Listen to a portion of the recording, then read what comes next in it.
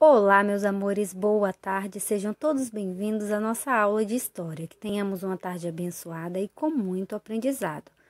Hoje, o objetivo da nossa aula será nós revisarmos o conteúdo para o nosso simulado, Meios de Transporte. Vejamos o vídeo explicativo.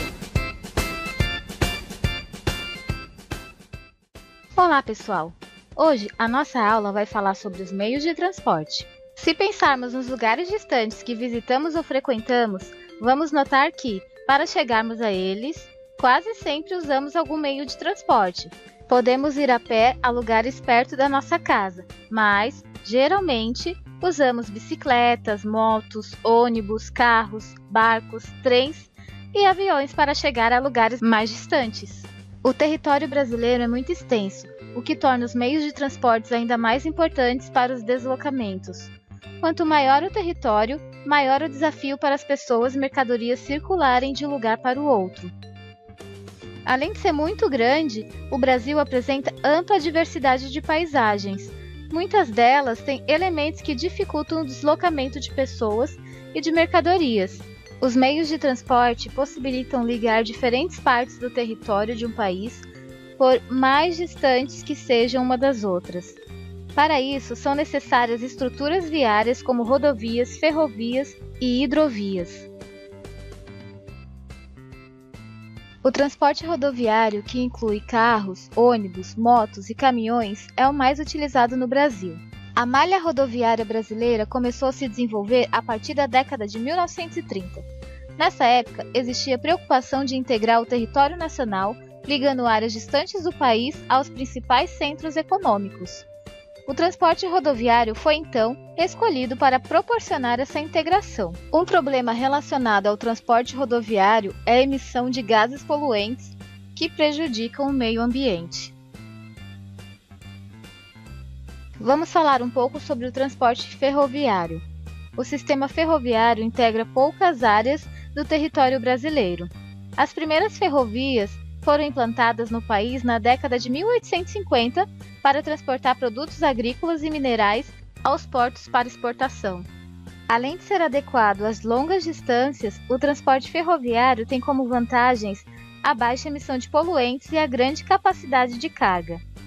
Ainda no século XIX, em algumas áreas urbanas do Brasil, passaram a ser utilizados bondes, veículos movidos à eletricidade, que, assim como os trens, se movem sobre trilhos. Os bondes serviam para o transporte coletivo de pessoas.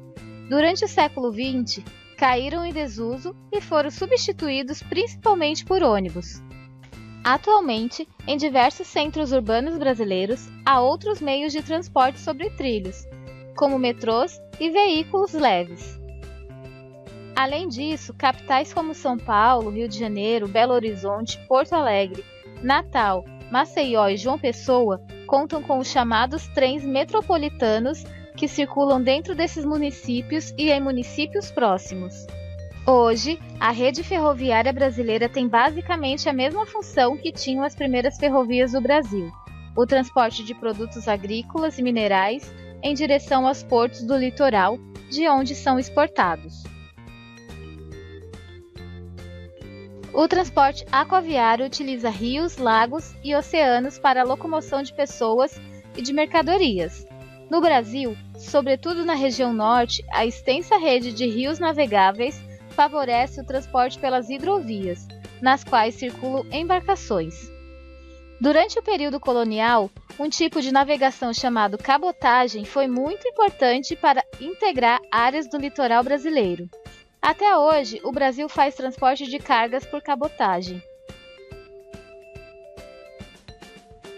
Os veículos de transporte aéreo mais utilizados no mundo são os aviões e os helicópteros. As vantagens desse tipo de transporte é percorrer longas distâncias em pouco tempo. No Brasil, os aviões transportam muitas pessoas e cargas, mas essa opção não está disponível a todos. Na maioria dos municípios não há aeroportos, e o custo das passagens pode ser alto.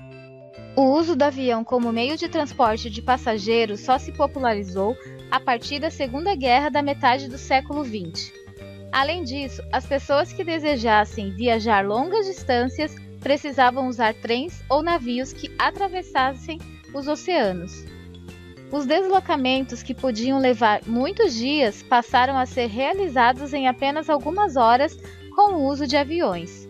Muitas cargas também são transportadas em aviões, permitindo que cheguem a seu destino com muito mais rapidez. Vamos então às nossas atividades. Qualquer dúvida, a tia Ariane se encontra à disposição.